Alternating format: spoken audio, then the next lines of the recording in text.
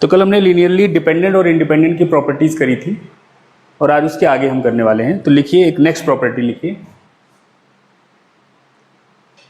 Late S is equal to V1 V2 Vk be any set. पहला, अच्छा ये भी कंडीशन साथ में रख दीजिए कि V1 is not equal to 0। पहला, if S is linearly dependent then there is j belonging to 2, 3 up to k such that Vj will be equal to, या ऐसे लिख दो, Vj belongs to span of S minus Vj। दूसरा, span of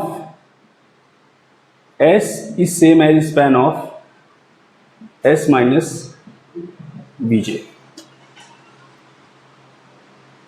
इसको समझिए क्या कह रहा है रिजल्ट, कि अगर आपके पास कोई भी एक सेट गिवन है k वेक्टर्स का, जिसमें पहला वेक्टर मान ले रहे हैं कि वो नॉन जीरो है, तो आपको हमेशा एक ऐसा j मिलेगा 2, 3 से लेकर के k के बीच में, जिसके लिए Vj जो होगा वो S में से Vj को निकालने के बाद जो वेक्टर्स बनेंगे उनका लीनियर कॉम्बिनेशन होगा। सिंपल सा मतलब यह है कि जो आपके V2 से लेकर के Vk तक हैं, उनमें से कोई ना कोई होगा जो बाकी जो है उनका लीनियर कॉम्बिनेशन हो जाएगा, अगर आपका सेट S जो है वो लीनियरली डिपेंडेंट है।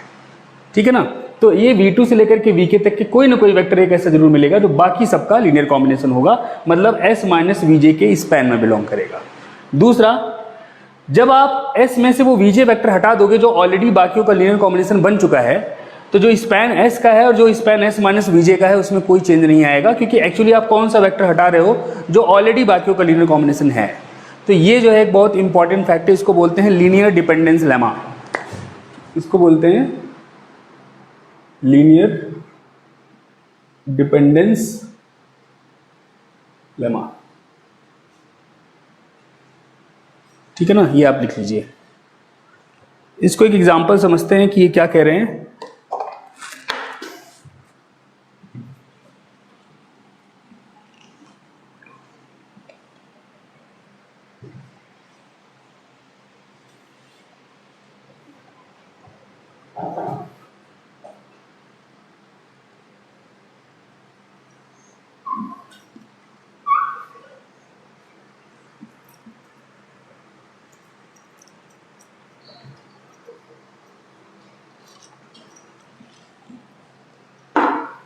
देखिए, जैसे मान लीजिए S में ये सेट लेता हूं,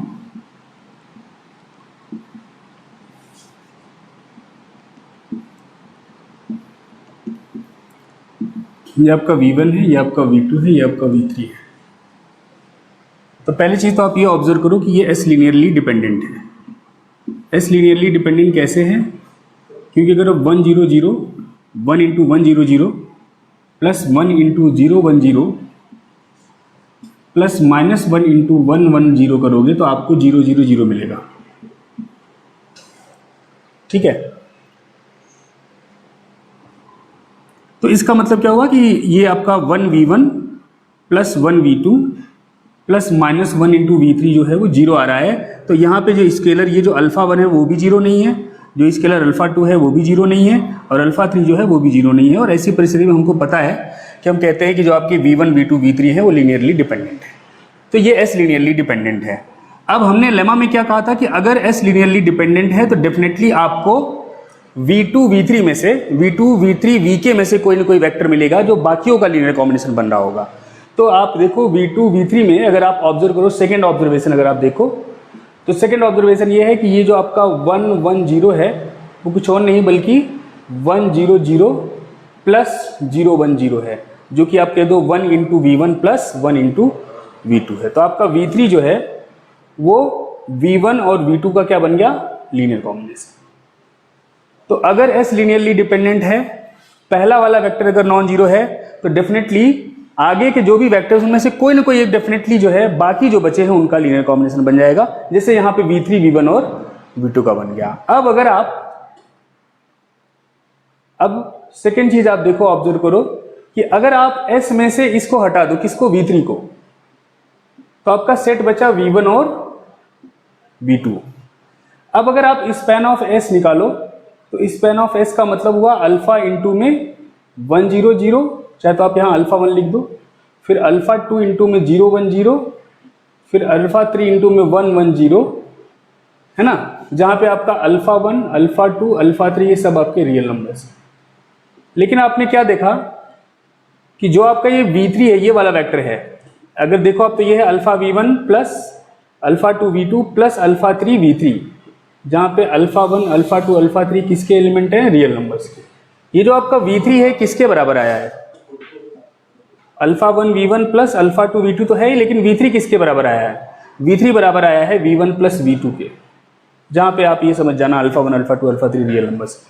अब अगर आप देखो तो ये आपका बन गया अल्फा 1 प्लस अल्फा 3 इंटू में V1, alpha 2 plus alpha 3 into में V2, जहां पे ये सब रियल नंबर्स हैं, जिसको कि आप चाहो तो कुछ ऐसे लिख दो, इसको लिख दो alpha V1 plus beta V2, जहां अल्फा मैंने इसको बुलाया है और बीटा मैंने इसको बुलाया है, तो अल्फा बीटा भी आपके रियल नंबर होंगे।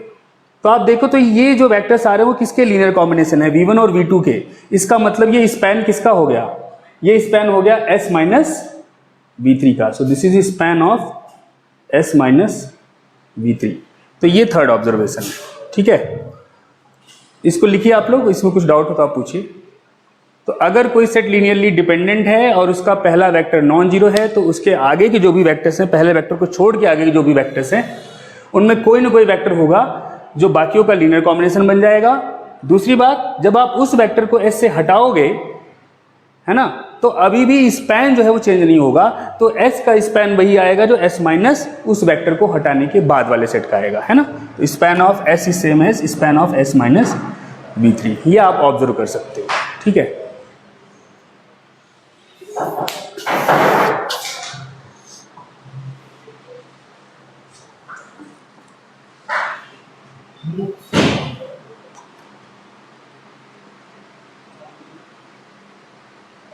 आप ये लिख लेना तो मुझे बता देना।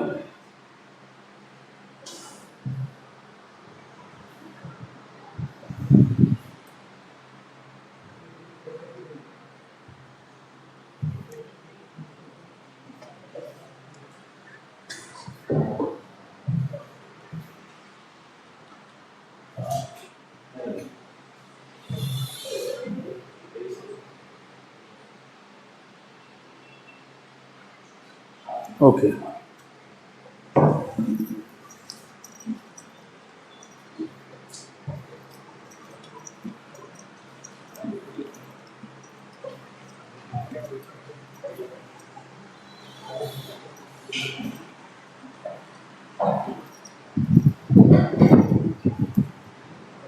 अब एक डेफिनेशन लिखिए, जनरेटिंग सबसेट और स्पैनिंग सबसेट।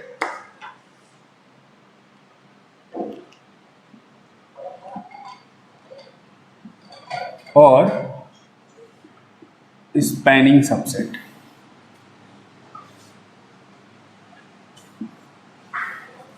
इसमें लिखिए, let V be a vector space, let V be a vector space over a field F.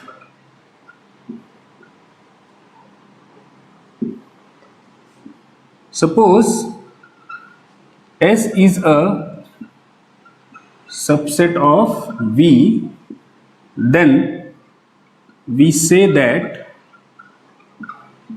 S spans V और S generates V over F if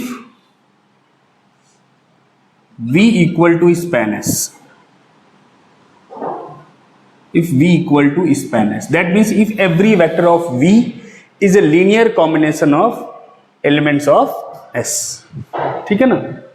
तो that is आप ऐसे करके लिख सकते हो, that is S spans V और generates V if and only if every element of V is a linear combination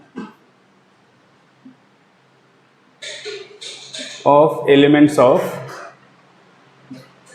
S, is a linear combination of elements of S.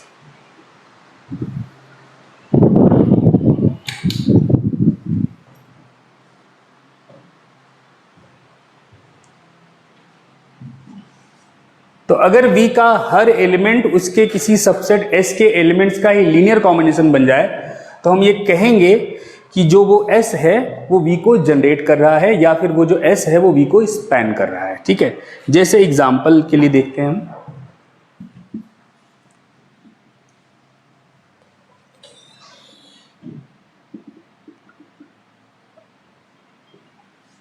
जैसे मान लीजिए कि मैं एक सेट बनाता हूं S is equal to 1 0 0 0 1 0 and 0 0 1।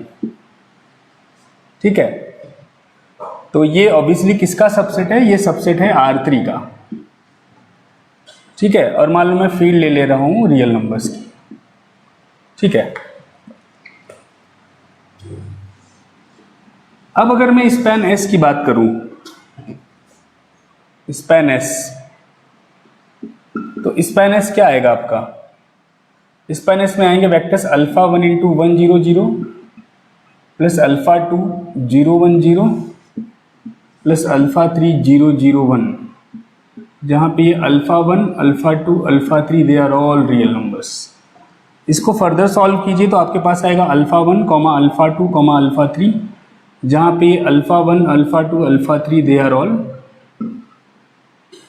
Real numbers. ठीक है ना, तो ये जो सेट बनाया देखो ना, alpha 1 comma alpha 2 comma alpha 3, आपका कुछ और नहीं बल्कि R3 है। तो जो स्पैन है इसका वो बेटा किसके बराबर आ गया? R3 के। इसका मतलब ये जो S है वो R3 को स्पैन कर रहा है, therefore S spans R3, therefore S spans R3।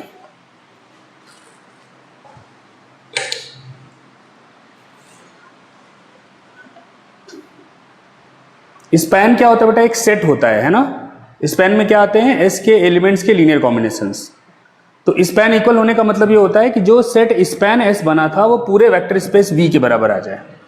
अगर S जो है उसका स्पैन पूरे V के बराबर आ जाए तो मैं कहूंगा S V को स्पैन कर रहा है या S V को जनरेट कर रहा है। ठीक है ना, आई बात समझ में? स्पैन क्या होता है? स्पैन एक सेट होता है ना, जिसमें क्या आते हैं? उस सेट S के लीनियर कॉम्बिनेशन एलिमेंट्स के। तो अगर वो सेट पूरा वेक्टर स्पेस के बराबर हो जाए तो मैं कहूंगा कि वो सेट V को जनरेट कर रहा है, वेक्टर स्पेस को जनरेट कर रहा है। तो यहां पे मैं कह पाऊंगा कि ये जो सेट S है वो R3 वेक्टर स्पेस को जनरेट कर रहा है। ठीक है,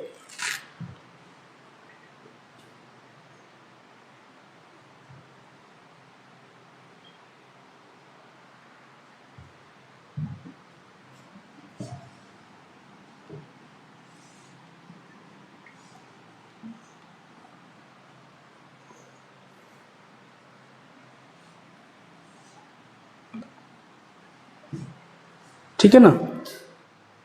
अच्छा, अब मान लो मैं एक क्वेश्चन लिखता हूं कि एक एग्जांपल और देखते हैं कि does the set S is equal to 1 2 3 और 1 1 0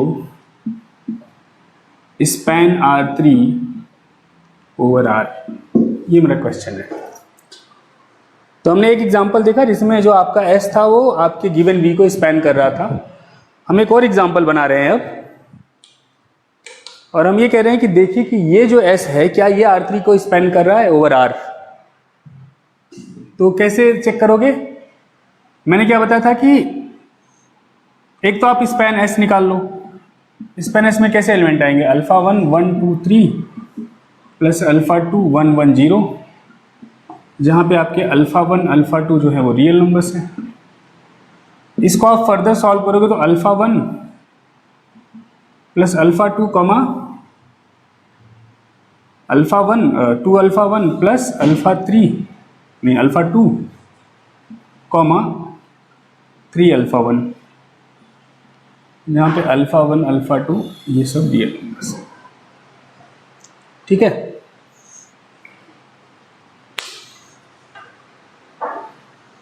यहां तक क्लियर है?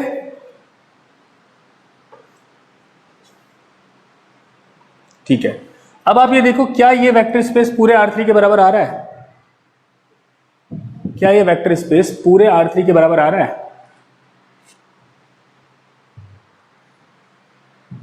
कैसे पता करोगे पूरे R3 के बराबर आ रहा है कि नहीं आ रहा है?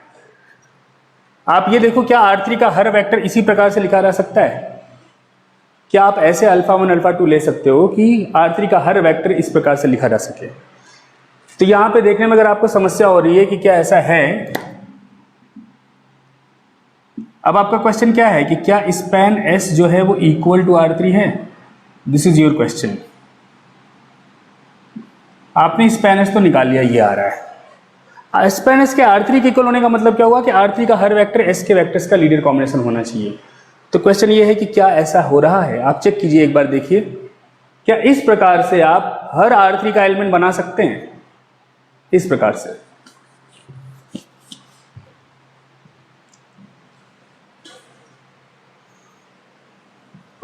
फॉर एग्जाम्पल, जैसे मैं आपसे कहूं कि अगर मैं 1, 2, 3 लेता हूं, या चलो मैं इन जनरल लेता हूं, सपोज करो मैं B ले रहा हूं, B1, B2, B3 R3 का एलिमेंट, और मैं चाहता हूं कि ये B जो है वो किसी अल्फा के लिए, अल्फा 1 अल्फा 2 के लिए alpha 1 plus alpha 2, 2 alpha 1 plus alpha 2, 3 alpha 1 के बराबर हो जाए।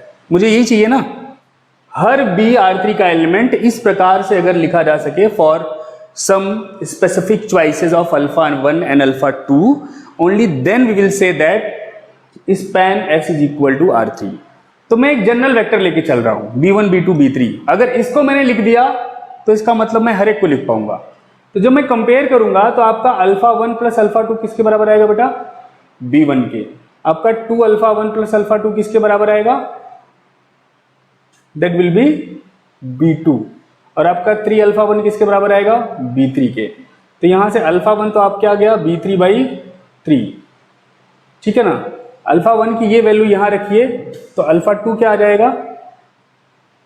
तो अल्फा 2 आपका आ जाएगा, यहां रखिए वैल्यू, तो आ जाएगा B1 माइनस B3/3। और अगर मैं ये वैल्यू यहां पुट करूं तो आपका अल्फा 2 क्या आ जाएगा? B2 माइनस, इसको यहां पुट कीजिए, तो B2 माइनस 2 B3/3। तो अब आप देखिए, एक अल्फा 1 की, अल्फा 2 की वैल्यू ये आ रही है, एक अल्फा 2 की वैल्यू ये आ रही है। तो इसका मतलब ये हुआ, इसका मतलब सिंपल सा हुआ कि अगर आप B को लीनियर कॉम्बिनेशन लिखना चाह रहे हो इनका, तो आपको ऐसे B1, B2, B3 लेने पड़ेंगे जिनमें B1 minus B3/3 is equal to B2 minus 2 B3/3। That means अगर आप कहो तो आप ऐसे कह पाओगे कि B1 माइनस B2 और प्लस B3/3 इक्वल टू 0। तो कौन से B1, B2, B3 केवल लिखे जाएंगे लीनियर कॉम्बिनेशन इनके जो ये कंडीशन सेटिस्फाई करते हो? तो अगर मैं कोई ऐसे B1, B2, B3 ले लूं जो ये कंडीशन सेटिस्फाई ना करते हो, जैसे मान लो मैं 1, 1, 0 ले लेता हूं, अच्छा ये तो कर जाएगा। सपोज करो मैं 1, 1, 1 ले लेता हूं, तो 1, 1, 1 लूंगा। अगर मैं B को मैंने अगर 1, 1, 1 लिया तो B1 आपका 1 हो गया, B2 आपका 1 हो गया, B3 आपका 1 हो गया, और ये आ गया आपका 1 माइनस 1 ये वाला प्लस 1/3, और ये आ गया 1/3 जो कि 0 नहीं है। इसका मतलब ये जो आपका 1, 1, 1 है वो इसमें कभी भी बिलोंग नहीं करेगा, ठीक है ना। तो इसका मतलब R3 का हर वेक्टर जो है स्पैन S में नहीं आ रहा है। R3 के वही vector B1, B2, B3 span S में आने वाले हैं जिनके लिए ये कंडीशन सेटिस्फाई करती हो। तो जैसे ही आप कोई R3 का ऐसा एलिमेंट लोगे जो ये कंडीशन सेटिस्फाई ना कर रहा हो, तो फिर आपका वो वाला एलिमेंट, जैसे कि मैंने एग्जांपल दिया कि 1, 1, 1 जो है वो स्पैन S में नहीं आएगा। तो अगर एक भी वेक्टर छूट रहा है R3 का जो स्पैन S में नहीं आ रहा, एक भी अगर ऐसा वेक्टर मिल रहा है R3 का जो स्पैन S में नहीं आ रहा, तो इसका मतलब स्पैन S R3 के बराबर नहीं हो सकता, क्योंकि बराबर तभी होगा जब इसका हर वेक्टर यहां मिले और इसका हर वेक्टर ऑब्वियसली यहां मिले। इसका तो हर वेक्टर यहां आएगा ही, R3 का ही सबसेट है ये, लेकिन इसका भी हर वेक्टर यहाँ मिलना चाहिए। और यहाँ पे एक वेक्टर तो कम से कम मैं दिखा पा रहा हूँ जो स्पैन एस में नहीं आ रहा। ये समझ में आया?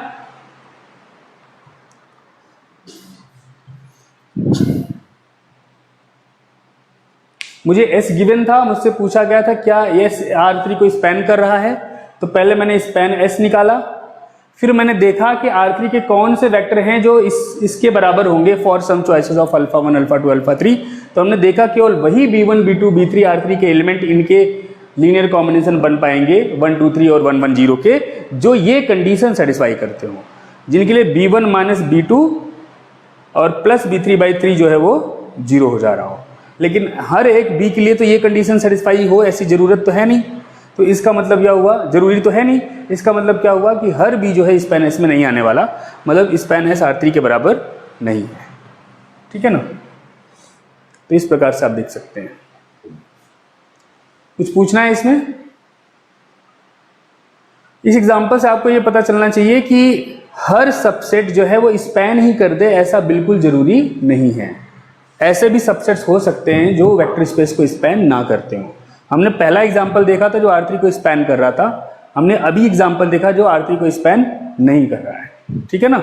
अभी आपको बहुत सारे रिजल्ट्स मिलने वाले हैं जो आगे आपको बताएंगे कि कब स्पैन करेगा कब नहीं करेगा। There are plenty of result जिसमें आप शायद इतनी कैलकुलेशन भी ना करो, आप डायरेक्टली बोल दो। जैसे एक रिजल्ट है कि R3 में कभी भी 3 से कम एलिमेंट वाला सेट जो है स्पैन नहीं कर सकता। R3 में R3 का कोई भी 3 से कम एलिमेंट वाला जो सबसेट है वो R3 को स्पैन नहीं कर सकता, ऐसा रिजल्ट है। हम ये देखेंगे क्यों है ऐसा रिजल्ट। तो इसीलिए मैंने यहाँ पे 2 एलिमेंट लिए थे। मुझे पहले से रिजल्ट पता था, मुझे पता था कि ये 2 एलिमेंट लूंगा तो कभी स्पैन नहीं करेगा, तो कोई ना कोई तो मुझे मिल ही जाएगा जो लीनियर कॉम्बिनेशन ना हो। लेकिन मैंने उससे भी बड़ी बात कर दी, मैंने एक जनरल स्टेटमेंट बता दी कि ये सारे वो वेक्टर हैं केवल जो स्पैन एस में आएंगे, बाकी कोई स्पैन एस में नहीं आएगा। ठीक है ना? तो ये आप देखिए बहुत सारे रिजल्ट्स हैं जो आपको और आसान कर देंगे आगे क्वेश्चन करना।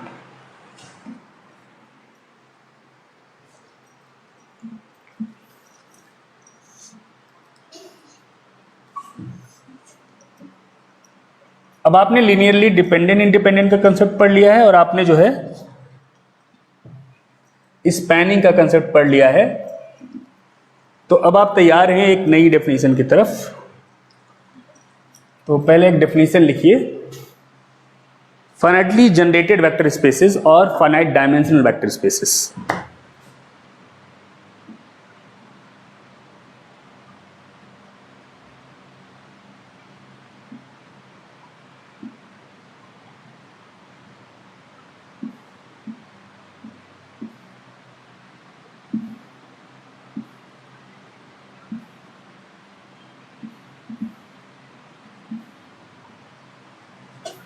फाइनाइटली जनरेटेड वेक्टर स्पेस और फाइनाइट डायमेंशनल वेक्टर स्पेस। ये क्या होता है? So a vector space V over a field F is said to be finitely generated or finite dimensional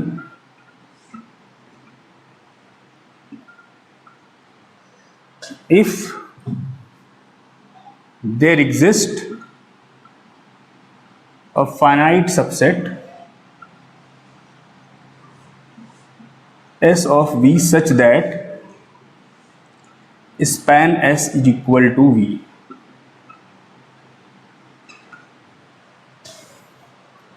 तो एक वेक्टर स्पेस जो कि किसी फील्ड F के ऊपर डिफाइंड है उसको हम बेटा फाइनाइटली जनरेटेड वेक्टर स्पेस कहेंगे या फाइनाइट डायमेंशनल वेक्टर स्पेस कहेंगे अगर आपको एक फाइनाइट सबसेट मिल जाए V का जो V को स्पैन कर दे। तो किसी वेक्टर स्पेस को अगर उसका कोई फाइनाइट सबसेट स्पैन कर रहा है या किसी वेक्टर स्पेस को अगर उसका फाइनाइट सबसेट जनरेट कर रहा है, दोनों एक ही बात है, तो इस परिस्थिति में उस वेक्टर स्पेस को फाइनाइटली जनरेटेड वेक्टर स्पेस और फाइनाइट डायमेंशनल वेक्टर स्पेस कहेंगे। एक कम से कम फाइनाइट सबसेट मिल जाए अगर V का, है ना, जो स्पैन कर दे V को, तो V फाइनाइटली जनरेटेड और फाइनाइट डायमेंशनल कहलाने का अधिकारी हो जाता है। अगर कोई ऐसा नहीं मिल रहा सबसेट फाइनाइट जो V को स्पैन कर दे, तो हम कह देंगे कि V जो है वो इनफाइनाइटली जनरेटेड है या V फाइनाइटली जनरेटेड नहीं है, ठीक है ना। फिर वो इनफाइनाइट डायमेंशन वेक्टर स्पेस की कैटेगरी में आते हैं, वो हमको नहीं पढ़ने हैं आपके स्टैट्स के सिलेबस में। जैसे अभी हमने एग्जाम्पल देखा था R3 का, हमने देखा था कि R3 किससे स्पैन हो गया था। एग्जाम्पल के तौर पे हमने देखा था कि R3 जो है वो स्पैन हो गया था इनसे 1 0 0 0 1 0 एंड 0 0 1 से। तो इसका मतलब जो R3 है आपका, उसको हम कह पाएंगे कि this is finitely generated vector space, और हम कह पाएंगे फाइनाइट डायमेंशनल वेक्टर स्पेस। ये आप शॉर्टकट समझिएगा, FGVS और FDVS दोनों चीजें यूज करेंगे हम। फाइनाइटली जनरेटेड वेक्टर स्पेस और फाइनाइट डायमेंशनल वेक्टर स्पेस एक ही बात है, ठीक है। इसी प्रकार से अगर आप इन जनरल बात करें, मतलब आप R3 की बजाय आप बात करें Rn की, और Rn में अगर मैं एक सेट डिफाइन करूं जिसका पहला वेक्टर हो 1 0 0 बाकी सारे 0, E2 जो है वो हो 0 1 बाकी सारे 0 एंड सो ऑन, En जो है वो हो 0 0 0 0 0 लास्ट में 1। तो अगर ये सेट ऑफ वेक्टर्स मैं डिफाइन करूं Rn में, तो आप देख पाओगे what will be span of S। Span of S जो है वो हो जाएगा α1 E1 plus α2 E2 and so on αn En, जहाँ पे आपके α1 α2 αn सब रियल नंबर्स हैं, है ना। और ये आपका हो जाएगा α1 E1 मल्टीप्लाई करोगे तो यहाँ पे α1 आएगा, बाकी सब जगह पहली पोजीशन पे 0 रहेगा। तो जब आप जोड़ोगे उनको तो आपके पहले पोजीशन पे α1 आएगा, ऐसे सेकेंड पे α2, ऐसे लास्ट में αn, जहाँ पे α1 α2 αn सब रियल नंबर्स हैं। और ये सेट कुछ और नहीं, आपको पता है ये Rn है, this set is nothing but Rn। तो इसलिए हम देख पाए कि स्पैन S जो है वो Rn के बराबर है। तो हर n ग्रेटर इक्वल टू 1 के लिए, for every n greater equal to 1 n belongs to natural number, ऐसे लिख दो, for every n belongs to natural numbers, ये जो है आपका स्पैन S जो है वो Rn के बराबर होगा, ठीक है ना। तो हर Rn जो है वो फाइनाइट डायमेंशनल होता है, या हर Rn जो है वो फाइनाइटली जनरेटेड वेक्टर स्पेस होता है। Every Rn is a finitely generated vector space, ठीक है।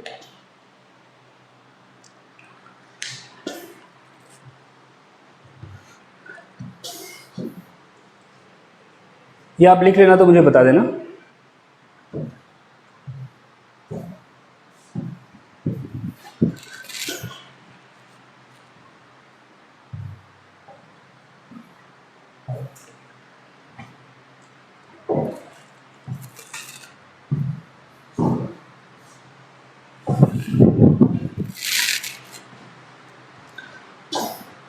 ठीक है, समझ में आया आप लोगों को ये?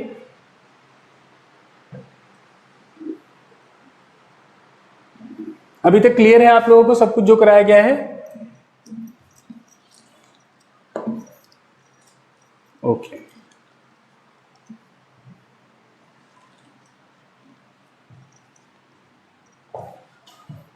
इसी प्रकार से अगर मैं R2 क्रॉस 2 की बात करूं, R2 क्रॉस 2 की बात करूं अगर मैं, और मैं सेट ले लूं, सपोज कीजिए ये 1 0 1 0 0 0 0 1 0 0 0 0 1 0 0 0 0 1, सपोज करो ये मैंने ले लिया S। अब बेटा जब मैं स्पैन S निकालूंगा तो मेरे पास वेक्टर्स आएंगे, इनको आप चाहे तो नामकरण कर दो V1 V2 V3 V4।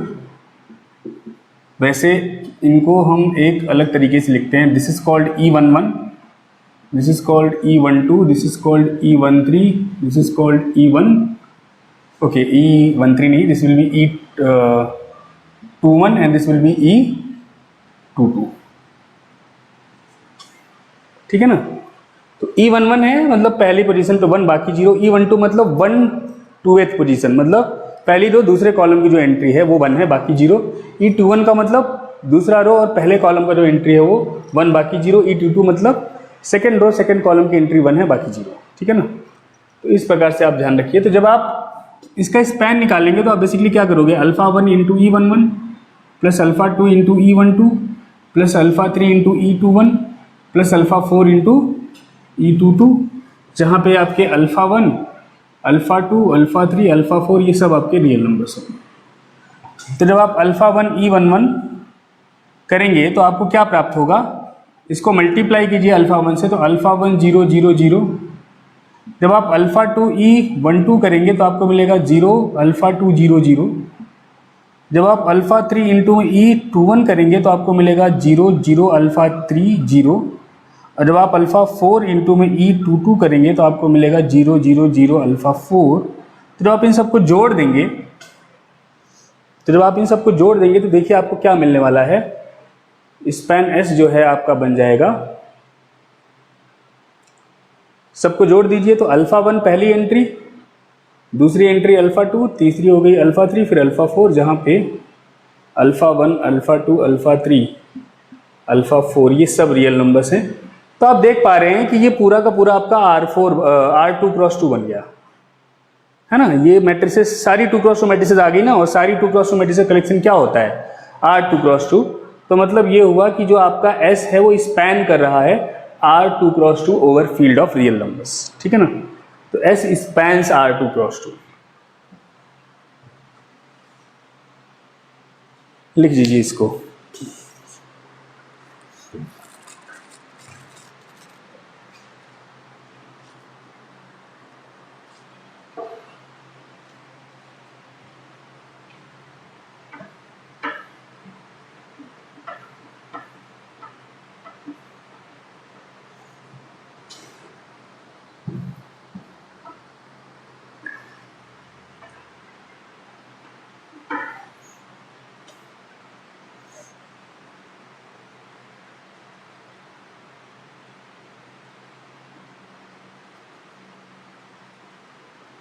लिख लिया सबने?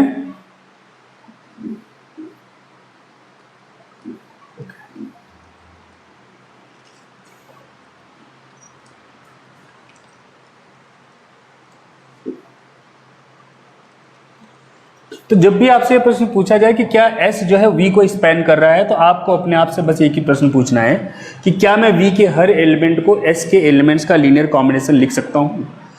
अगर आप V के हर एलिमेंट को S के एलिमेंट्स का लीनियर कॉम्बिनेशन लिख पा रहे हैं तो आप कह देंगे कि हाँ भाई S जो है वो V को स्पैन कर रहा है।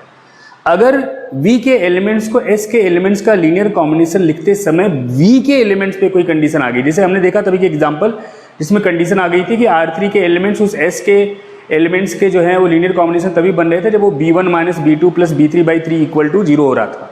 तो अगर ऐसी कोई कंडीशन में जो है V का एलिमेंट S के एलिमेंट्स का लीनियर कॉम्बिनेशन बन रहा है ना, तो फिर मैं नहीं कहूंगा कि S V को स्पैन कर रहा है। S V को स्पैन तब करेगा जब अनकंडीशनली V का हर एलिमेंट S के एलिमेंट्स का क्या बन जाए, लीनियर कॉम्बिनेशन, ठीक है ना। जैसे अभी हमने R2 क्रॉस 2 का देखा, हमने Rn का देखा और हमने जो है R3 का देखा, है ना।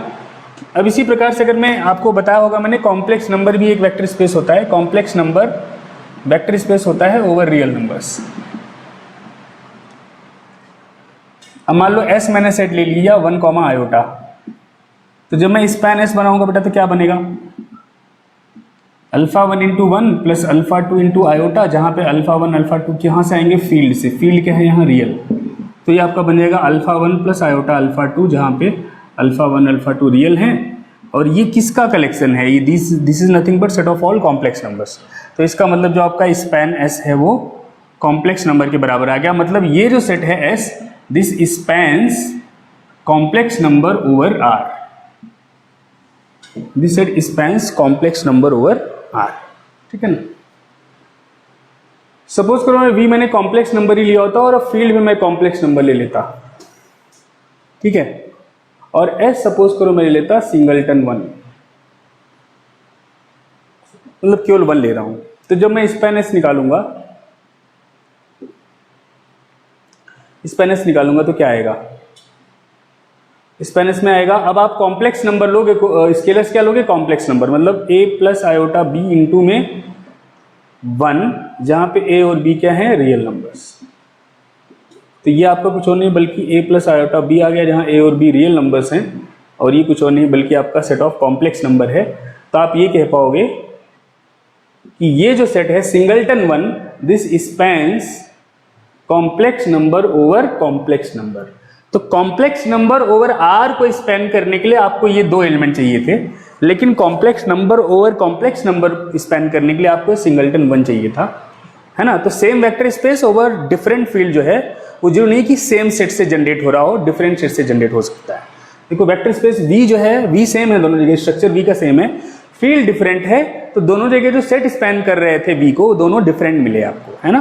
तो सेम ही सेट जो है उसी वेक्टर स्पेस को डिफरेंट फील्ड्स के ऊपर हमेशा स्पैन करे, ऐसा बिल्कुल जरूरी नहीं है, ठीक है।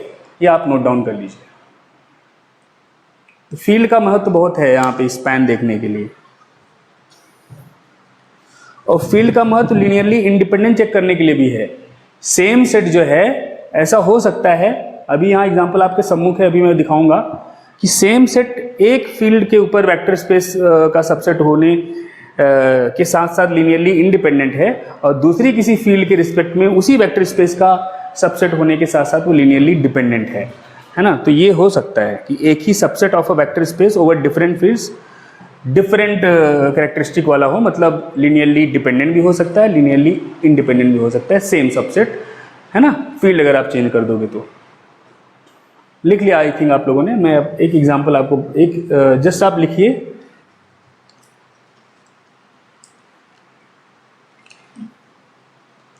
ये देखिए बी मैंने कहा सपोज करो कॉम्प्लेक्स नंबर लेता हूँ और फील्ड में रियल नंबर लेता हूँ, और सपोज करो मैं एस ले रहा हूँ 1 आयोटा। तो जब मैं alpha 1 into 1 plus alpha 2 into iota को जीरो पुट करूँगा, ऐसा क्यों कर रहे हैं, पता करने के लिए कि एस लीनियरली इंडिपेंडेंट है कि नहीं। तो जब मैं इसको जीरो पुट करूँगा तो जीरो का मतलब जीरो प्लस आयोटा जीरो होगा, तो कंपेयर करने पे अल्फा 1 अल्फा 2 दोनों जीरो हो जाएंगे। इसका मतलब ये सेट लीनियरली इंडिपेंडेंट है। कब लीनियरली इंडिपेंडेंट है, जब मैं कॉम्प्लेक्स नंबर को रियल नंबर के ऊपर वेक्टर स्पेस मान रहा हूँ।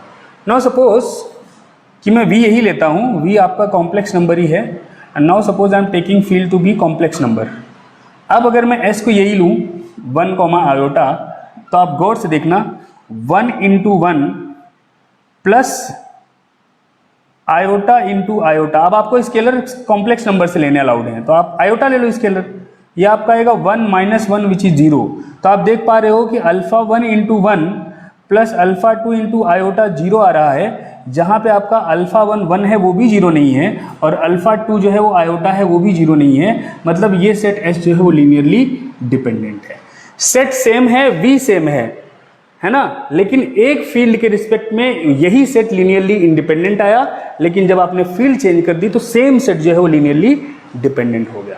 तो ऐसा हो सकता है कि एक ही वेक्टर स्पेस का कोई सबसेट डिफरेंट फील्ड्स पे ऐसा प्रॉपर्टी सेटिस्फाई करे कि एक के रिस्पेक्ट में लीनियरली इंडिपेंडेंट हो और एक के रिस्पेक्ट में लीनियरली डिपेंडेंट हो। दिस कैन हैपन, ठीक है। तो हमने फाइनाइटली जनरेटेड वेक्टर स्पेसेस देखे।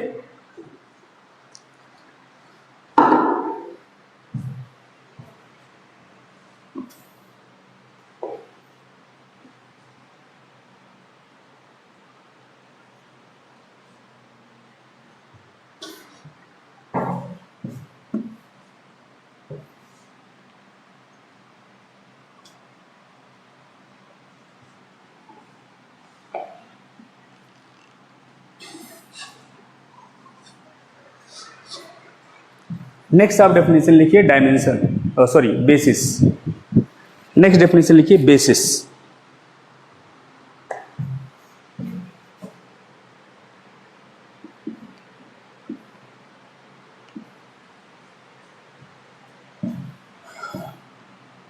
So a subset S of a vector space V over a field F is said to be a basis for V over F if पहला S is linearly independent over F, और दूसरा S spans V over F, that is दूसरे को आप ऐसे लिख सकते हो span S equal to V over F। तो एक ऐसा सबसेट किसी वेक्टर स्पेस V का जो लीनियरली इंडिपेंडेंट हो और साथ में वो V को स्पैन भी करे, ऐसे सबसेट को जो है हम बेसिस बोलते हैं। तो what is basis of a vector space? Basis of a vector space is a linearly independent subset which also spans the given vector space over the given field F। ठीक है, अगर S लीनियरली इंडिपेंडेंट है F के ऊपर और अगर S V को span कर रहा है F के ऊपर, है ना, by assuming coefficient from F के ऊपर स्पैन करने का मतलब हुआ कि जहां पे भी आपको कोफिशिएंट की जरूरत पड़ेगी, स्केलर्स की जरूरत पड़ेगी, वो आप F से लोगे, है ना। तो अगर S लीनियरली इंडिपेंडेंट भी हो रहा है और स्पैन भी कर रहा है तो मैं कहूंगा कि S जो है वो V की बेसिस है। ठीक है, कोई भी सेट जो दो ये प्रॉपर्टी सेटिस्फाई कर दे वो बेसिस है। ठीक है ना।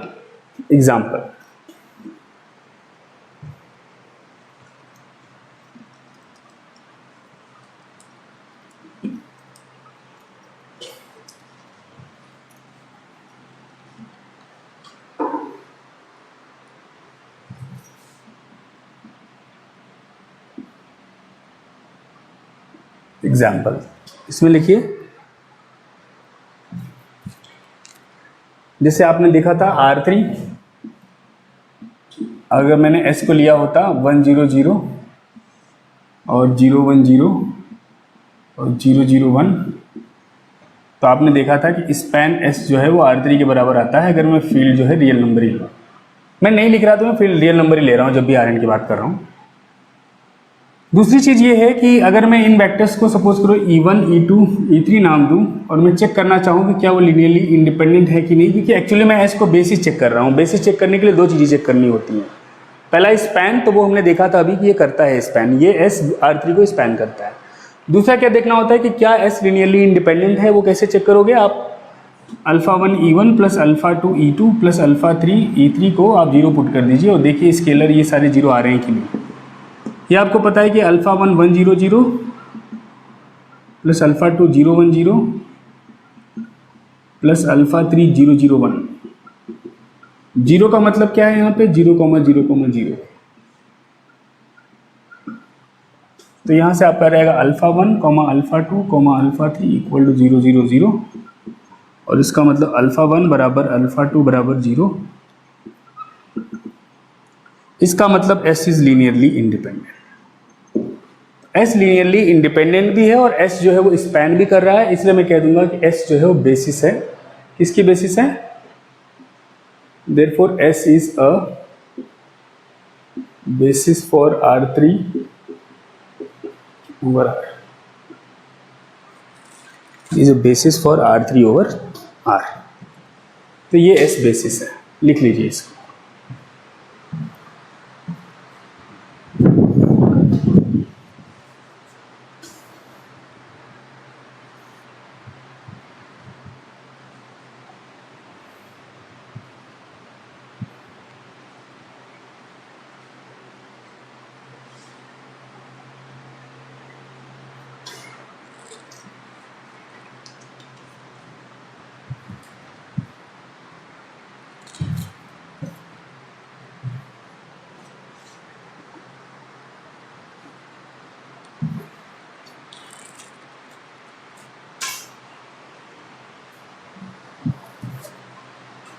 ओके,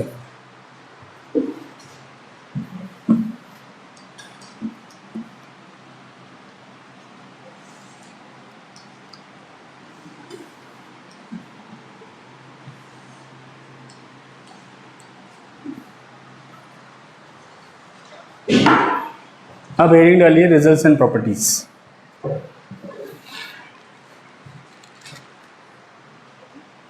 रिजल्ट्स एंड प्रॉपर्टीज, इसमें लिखिए पहला,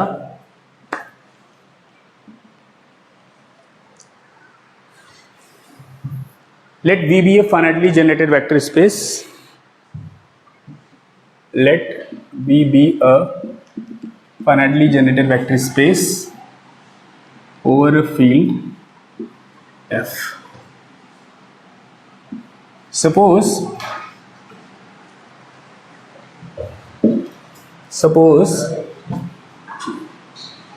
S and T are subsets of V such that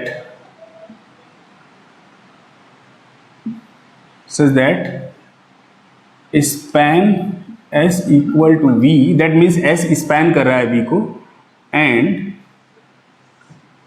T is linearly independent.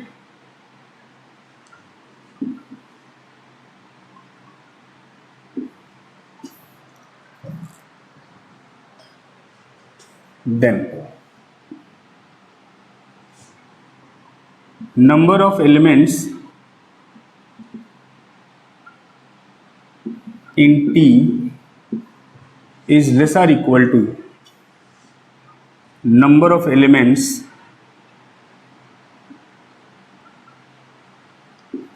in S. तो किसी भी स्पैनिंग सबसेट में हमेशा किसी भी लीनियरली इंडिपेंडेंट सबसेट से ज़्यादा एलिमेंट होते हैं. अगर आप एक स्पैनिंग सबसेट उठाओ V का और आप एक लीनियरली इंडिपेंडेंट सबसेट उठाओ तो आप देख पाओगे कि लीनियरली इंडिपेंडेंट वाले में हमेशा कम एलिमेंट होंगे स्पैनिंग वाले से. ठीक है ना. प्रूफ हम नहीं करेंगे, प्रूफ इज ओमिटेड. बस आप एक कंसेप्ट ध्यान में रखो कि किसी भी स्पैनिंग सबसेट में हमेशा किसी भी लीनियरली इंडिपेंडेंट सबसेट से ज़्यादा एलिमेंट होते हैं. ठीक है ना. Spanning set always contains more element than any linearly independent.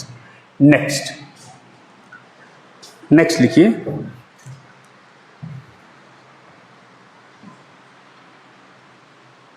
Let V be a vector space over a field F. Let V be a finitely generated, लिख लीजिएगा. Let V be a finitely generated vector space over a field F.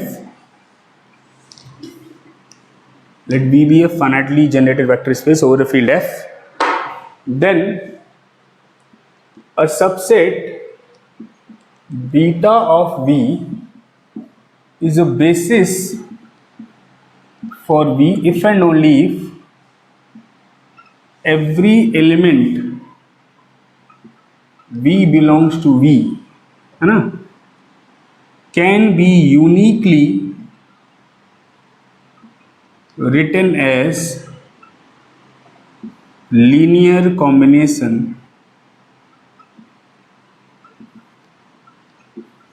of elements of beta. So this thing is very important. Basis का एक characterisation है. Basis क्या होगा कि कोई भी बीटा अगर बेसिस बनना चाहता है तो उसके पास ये प्रॉपर्टी होनी चाहिए. क्योंकि आप बेसिस कह रहे हो तो बेसिस का मतलब वो स्पैन कर रहा होगा वी को. बीटा जो है वी को स्पैन कर रहा होगा और बीटा लीनियरली इंडिपेंडेंट होगा. अब अगर बीटा वी को स्पैन कर रहा है तो डेफिनेटली वी का हर एलिमेंट बीटा के एलिमेंट्स का लीनियर कॉम्बिनेशन होगा. ये क्या कह रहा है कि अगर बेसिस है तो V का हर एलिमेंट बीटा के एलिमेंट का लीनियर कॉम्बिनेशन तो सही है, लेकिन कैसा लीनियर कॉम्बिनेशन होगा? Unique linear combination. मतलब ये हुआ, दैट इज करके आप चाहे तो लिख लो, that is if V is equal to alpha 1 V1 plus alpha 2 V2 and so on alpha k VK, where alpha is belongs to F and Vi is belongs to suppose करो beta मैं यही ले लेता हूं या ये लिख दो, alpha is belongs to F and Vi is belongs to what? Beta. तो अगर V ऐसा है और V है beta 1 V1 plus beta 2 V2 and so on beta के VK, जहां पे ये V i's again belongs to beta, ये ऊपर लिख चुके हैं, बस ये आप बीटा आईज लिख दो कि वो फील्ड के एलिमेंट है. देन आपका अल्फा 1 बराबर बीटा 1, अल्फा 2 बराबर beta 2 and so on alpha के बराबर बीटा के. अगर एक ही वी को आपने बीटा के एलिमेंट्स का लीनियर कॉम्बिनेशन दो प्रकार से लिखा है तो जो स्केलर्स हैं करस्पॉन्डिंग वी आईज के वो बराबर हो जाएंगे. ठीक है ना. तो चाहे आप, ठीक है, यही सही है. तो बीटा अगर बेसिस है तो वी का हर एलिमेंट बीटा के एलिमेंट्स का पहले बात तो लीनियर कॉम्बिनेशन होगा, दूसरी बात यूनिक लीनियर कॉम्बिनेशन होगा. मतलब अगर बीटा वी की बेसिस है तो वी का कोई एलिमेंट बीटा के एलिमेंट्स का लीनियर कॉम्बिनेशन दो प्रकार से नहीं लिखा जा सकता. ठीक है ना. अगर लिखा जा रहा है तो इसका मतलब फिर वो बेसिस नहीं है. ठीक है. नेक्स्ट लिखिए.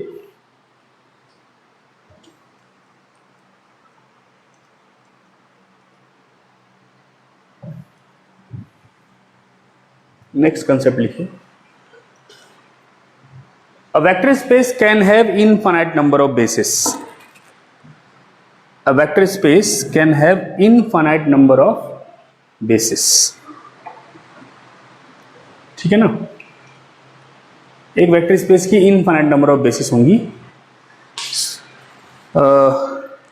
नेक्स्ट पॉइंट लिखिए,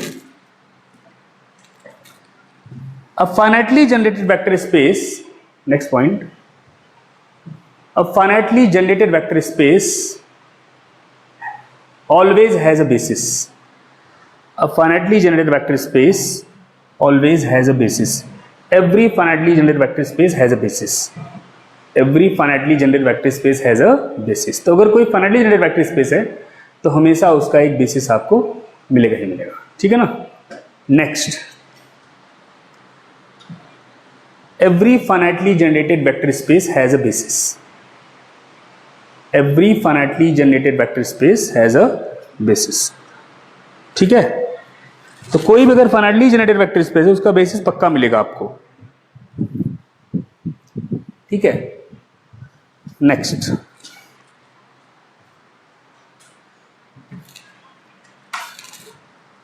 any two bases, next property, any two bases of a finitely generated vector space must have same number of elements. ये प्रॉपर्टी बहुत इंपॉर्टेंट है अगर आप ध्यान से देखो तो। मैंने आपको बताया कि एक वेक्टर स्पेस के पास इनफाइनाइट नंबर ऑफ बेसिस हो सकती हैं, ठीक है। लेकिन अभी मैंने आपको क्या कहा कि बेसिस कितने भी हो, आप कोई भी दो बेसिस उठाओगे तो उसमें नंबर ऑफ एलिमेंट्स हमेशा सेम रहेंगे। तो ये भी फैक्ट बहुत इंपॉर्टेंट है कि any two basis must have same number of element. तो आप ये देख सकते हो कि नंबर ऑफ बेसिस जो है ना वो एक यूनिक चीज है। नंबर ऑफ बेसिस जो है वो क्या है, एक यूनिक चीज है ना। किसी भी नंबर ऑफ बेसिस कह रहा हूँ, sorry, number of elements in a basis वो यूनिक है। तो इसलिए ये जो यूनिक है इसको हम डायमेंशन बोलते हैं। हमको पता है कि आप कोई भी दो बेसिस उठाओ किसी फाइनाइटली जनरेटेड वेक्टर स्पेस की, ऐसा नहीं हो सकता कि एक में 4 एलिमेंट हो, एक में 5 एलिमेंट हो, हमेशा उनमें नंबर ऑफ एलिमेंट सेम होंगे। बेसिस कितनी भी बन सकती हैं लेकिन उनमें नंबर ऑफ एलिमेंट्स हमेशा सेम होंगे। तो ये जो एक सॉर्ट ऑफ यूनिकनेस है in number of elements in a basis, उसको हम डायमेंशन बोलते हैं, ठीक है ना। तो व्हाट इज डायमेंशन, लिख लो, डेफिनेशन लिख लो। Next, dimension of a vector space.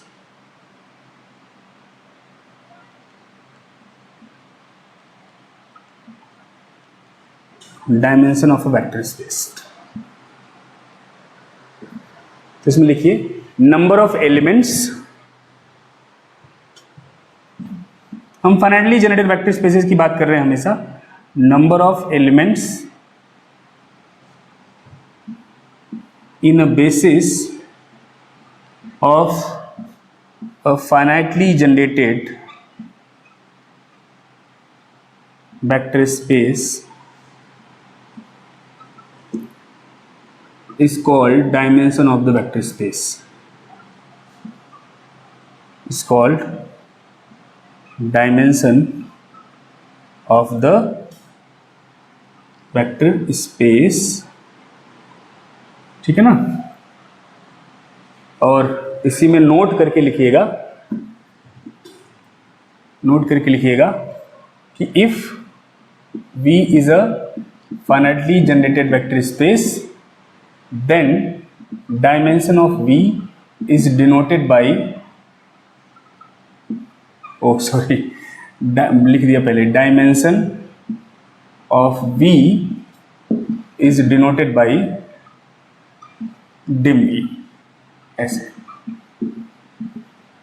So dim V will stand for dimension of vector space V. What is dimension? Number of elements in a basis, right? Number of elements in a basis. जैसे हमने देखा था, आपको याद हो, हमने देखा था कि Rn के लिए ये जो सेट है आपका V1 सॉरी E1 जिसमें 1 0 0 0 है, E2 जिसमें जो कौन सा वेक्टर है ये वाला है, एंड सो ऑन, En जो कि ये वाला वेक्टर है 0 0 0 0 लास्ट में 1। हमने देखा था कि ये S जो है S is basis for R n over R. तो जो डायमेंशन है R n over R as a vector space, R n किसके ऊपर वेक्टर स्पेस कंसिडर करें तो आर के ऊपर, उसकी डायमेंशन जो है वो एन है।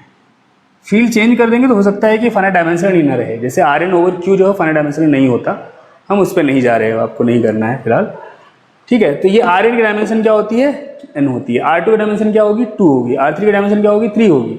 इसीलिए इनको हम 2 डायमेंशनल, 3 डायमेंशनल, 4 डायमेंशनल स्पेस कहते हैं। डायमेंशन का जो कंसेप्ट है वो लीनियर अलजेब्रा से हमने यहाँ पे जनरलाइज करके बेसिकली देखा है, ठीक है ना।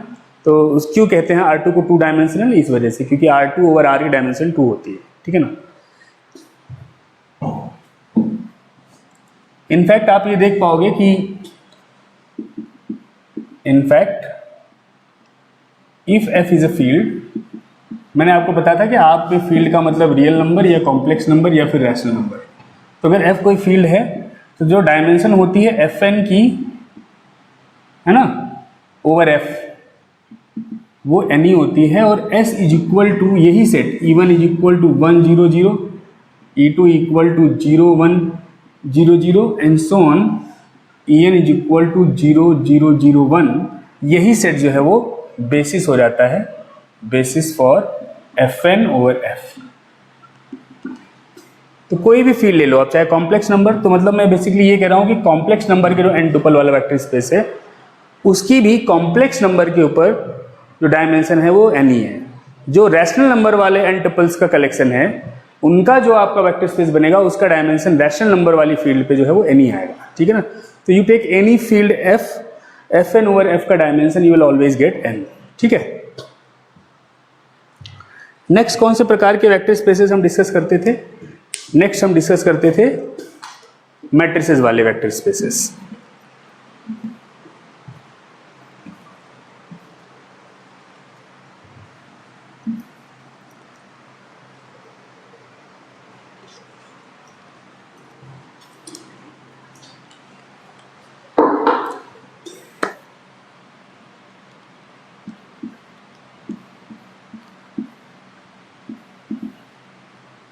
तो हमने देखा था ये R2 क्रॉस 2 अगर मैं कंसिडर करूं V को और F को अगर मैं R कंसिडर करूं तो ये जो मेरा सेट बना था, आपको पता नहीं याद हो या नहीं, आज ही कराया वैसे, ये सेट था ना, हमने देखा था 0 1 0 ये वाला।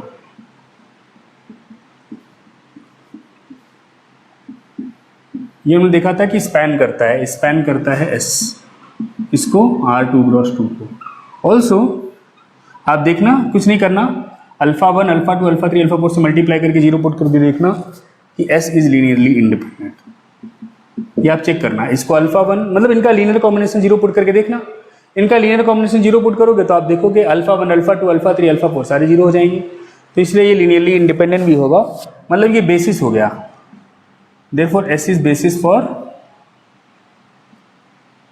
R2 क्रॉस 2 ओवर R, और इसलिए जो डायमेंशन है R2 क्रॉस 2 ओवर R वो 4 आएगा, ठीक है ना। इनफैक्ट अगर मैं आपको और जनरलाइज कर किसी को बताऊं कि अगर आप V जो है R m क्रॉस n ले लेते हो और अगर आप फील्ड जो है वो R ले लेते हो तो आप S देखना, ये वाला सेट कौन सा सेट, जिसकी पहली जो मैट्रिक्स है उसमें A11 1 हो, बाकी सारे 0, बाकी सारी एंट्री 0, यह आपका हो गया m क्रॉस n मैट्रिक्स। इसी प्रकार से दूसरा मैट्रिक्स कौन सा लो S में, जिसमें A12 जो है वो 1 हो, बाकी सारे 0, बाकी सारे जो है 0। और ये ऐसे ही ये 1 एक एक करके खिसकता जाएगा, पहले इस रो में हर क्या नाम है एंट्री पे एक एक बार आएगा, फिर इस रो में हर एंट्री पे एक एक बार आएगा, फिर इस रो में हर एक एंट्री पे एक एक बार आएगा। तो बेसिकली लास्ट में जो मेरी मैट्रिक्स बनेगी वो बनेगी 0 0 0 0 0 0 0 डॉट डॉट डॉट 0 0 0 0 और लास्ट में जो आपका है वो 1 m क्रॉस n मैट्रिसेस।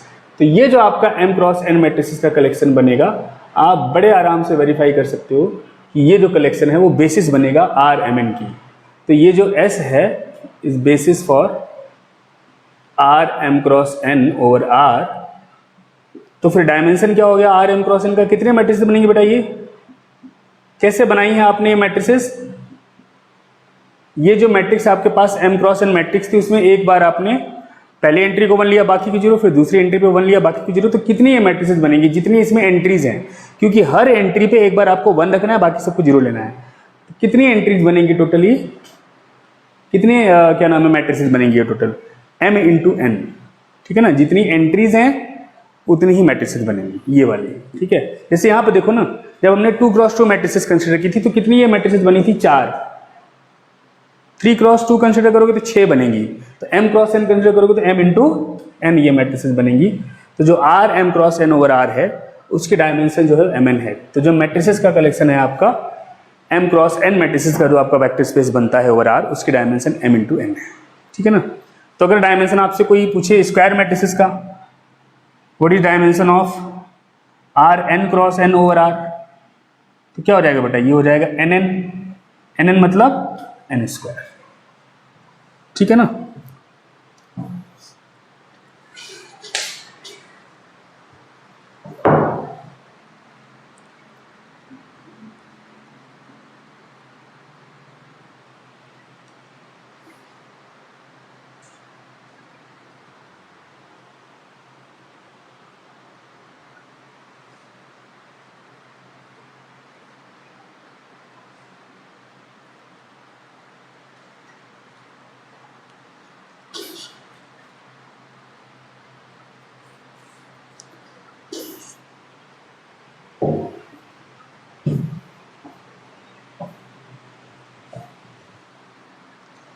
हो जाएगा तो बता देना बच्चों, ठीक है। यहां तक क्लियर आप लोगों को? बेसिस डायमेंशन समझ में आया? ओके, किसी कुछ पूछना हो तो पूछिए।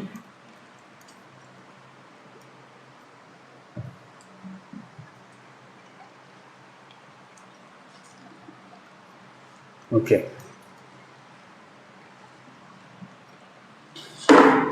जैसे आपने ये देखा था कॉम्प्लेक्स नंबर, और ये मान लो मैंने v लिया है, और फील्ड मान लो मैंने रियल नंबर लिया है, और s मान लो मैंने ये 1 आयोटा लिया है। तो मैंने अभी आपको कराया था कुछ देर पहले कि s इज लीनियरली इंडिपेंडेंट, और फिर कराया था मैंने s spans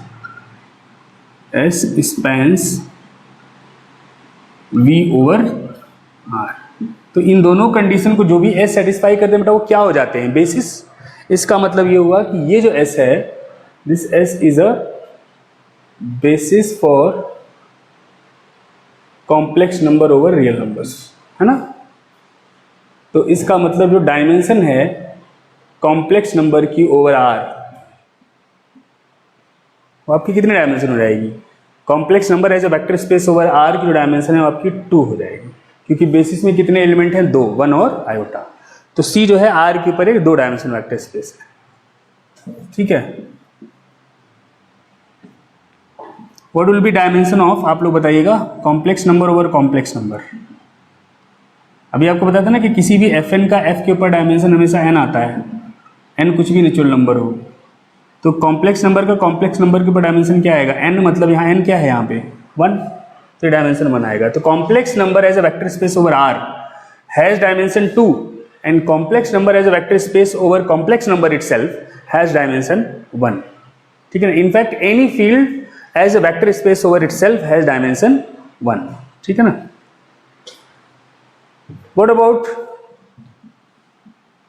about dimension of C2 over C2, है ना।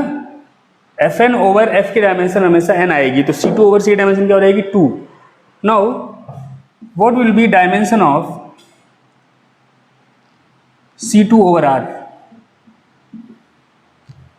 कोई गेस करना चाहे? Fn ओवर f की डायमेंशन हमेशा n आती है, लेकिन अगर Fn f के ऊपर नहीं किसी और के ऊपर वेक्टर स्पेस बना रहा है तो उसकी डायमेंशन क्या आएगी? What is dimension of C2 over R?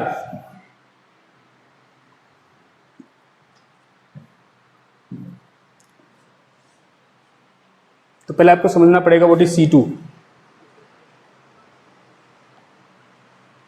है ना। What is C2? C2 is this thing ना, x1, x2, where x1, x2 both belongs to R, sorry both belong to C. तो जब आप x1 x2 को लिखेंगे तो आपको पता है x1 x2 दोनों कॉम्प्लेक्स नंबर है, तो एक होगा कुछ a1 प्लस आयोटा b1, दूसरा होगा कुछ a2 प्लस आयोटा b2। जहाँ पे बेटा अब ये a1 a2 b1 b2 ये सब क्या है, रियल नंबर्स, क्योंकि मैंने x1 को ये लिखा है और x2 को ये लिखा है। अब इसको मैं क्या a1 into 1 comma 0 plus b1 into iota comma 0, इसी प्रकार से a2 into 0 comma 1 plus b2 into iota comma 0 comma iota लिख सकता हूँ। देखिए आप लोग पहले कंपोनेंट क्या आएगा, पहला कंपोनेंट सबका देखिए a1 b1 आयोटा, इन सबसे पहले कंपोनेंट 0 आएंगे तो a1 प्लस b1 आयोटा। फिर सेकेंड कंपोनेंट देखो, सेकेंड कंपोनेंट इनके 0 आएंगे, यहाँ से a2 प्लस आयोटा b2, तो मतलब ये पूरा जोड़ के यही आने वाला है। इससे क्या पता चला आपको, इससे आपको ये पता चला कि हर एक x1 x2 जो कॉम्प्लेक्स नंबर के 2 टपल्स का एलिमेंट है या ऑर्डर्ड पेयर है कॉम्प्लेक्स नंबर्स का, वो हमेशा इन 4 वेक्टर से मिलके बनेगा, 1 2 3 4, है ना। मतलब every element of C2 is linear combination of these 4 elements. Let me call them V1 V2 V3 V4। तो अगर मैं S को ये सेट बुला दूं V1, V2, V3, V4, तो हमने देखा कि C2 का हर एलिमेंट S के ही एलिमेंट का लीनियर कॉम्बिनेशन बन रहा है। इसका सिंपल सा मतलब ये हुआ कि जो S है वो स्पैन कर रहा है C2 को, जो S है वो C2 को क्या कर रहा है, स्पैन। क्योंकि देखो ना, S के ही एलिमेंट का हर C2 का एलिमेंट जो है वो लीनियर कॉम्बिनेशन बन रहा है।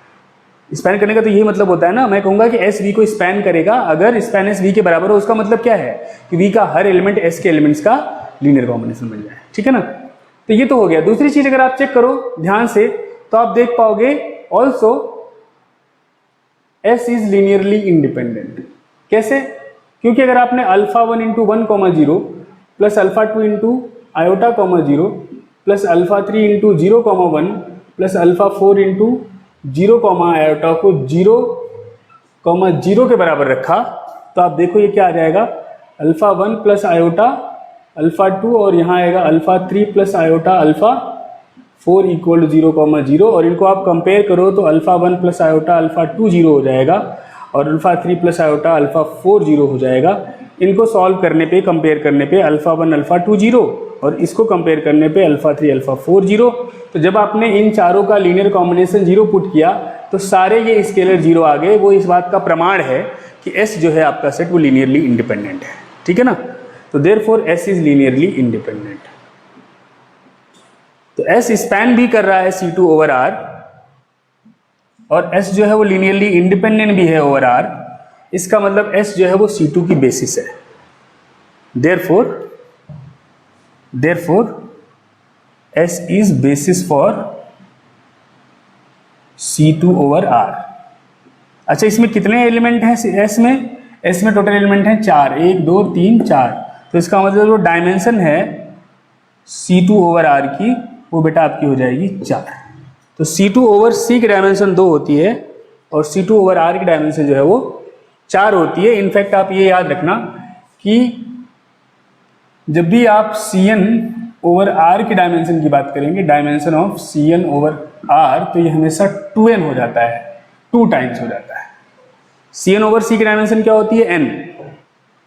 Cn ओवर C की डायमेंशन क्या होती है, कॉम्प्लेक्स नंबर के n टपल्स का कॉम्प्लेक्स नंबर के ऊपर डायमेंशन होती है n। लेकिन अगर कॉम्प्लेक्स नंबर्स के n टपल्स वाले वेक्टर स्पेस का डायमेंशन आप R के ऊपर वेक्टर स्पेस मान के कैलकुलेट करना चाहते हो तो वो आता है 2 टाइम्स। रैशनल के ऊपर क्या होती है, दैट इज इनफाइनाइट, है ना, that will not discuss, but वो इनफाइनाइट होती है। तो ये आप ध्यान में रखिएगा। तो आज का क्लास यहीं विराम करते हैं, नेक्स्ट क्लास में आगे चलेंगे। आप लोग ये बेसिस डायमेंशन का कंसेप्ट अच्छे से रिवाइज कर लीजिए, ठीक है ना।